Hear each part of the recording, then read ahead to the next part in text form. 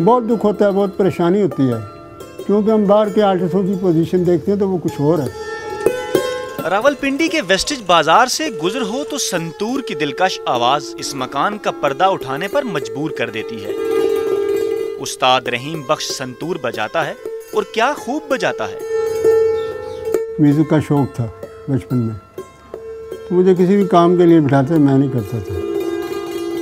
रहीम बख्श के शौक और लगन ने उसे 1970 के अवाइल में रेडियो पाकिस्तान पहुंचा दिया। ये वो दौर था जब फन की कदर थी और कदरदान भी। सुनहरे दौर में रहीम बख्श ने कई बड़े गुलकारों की संगत की। इस दौर में मेहदी हसन ने गाना शुरू किया, बड़ी दुनिया आती थी, बाहर तक गाड़ियाँ रुक जाती थी, लोग अंदर जगह नहीं होती थी बैठने की। तो बस वो आस्ते आस्ते ख़त्म हो गया सब कुछ। फिर किसी ने ना किसी को सुना और ना किसी ने किसी को देखा।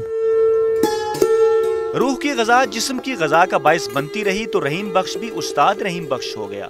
मगर इस दौरान 25 बरस बीत गए और रिटायरमेंट के बाद लौट के उस्ताद जी घर को आए। खुशगमानी पाल ली कि फन के कदरदान घर आएंगे।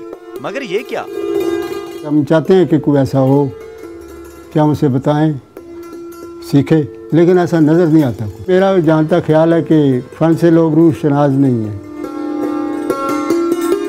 हमारे यहाँ उस्ताद सलामत अली को संतूर नवाजी में कमाल हासिल था और पड़ोस में शिव कुमार शर्मा जी क्या खूब संतूर बजाते हैं। दोनों में फर्क उस्ताद रहीम बख्श ही जानते हैं।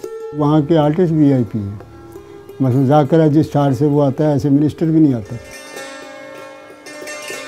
रोटी कपड़ा और मकान पर तो हमारी तरह उस्ताद जी का भी हक है।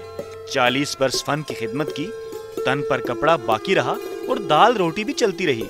नहीं है तो एक मकान, जिसकी तलब में खादमे आला को दरखास्त दे डाली।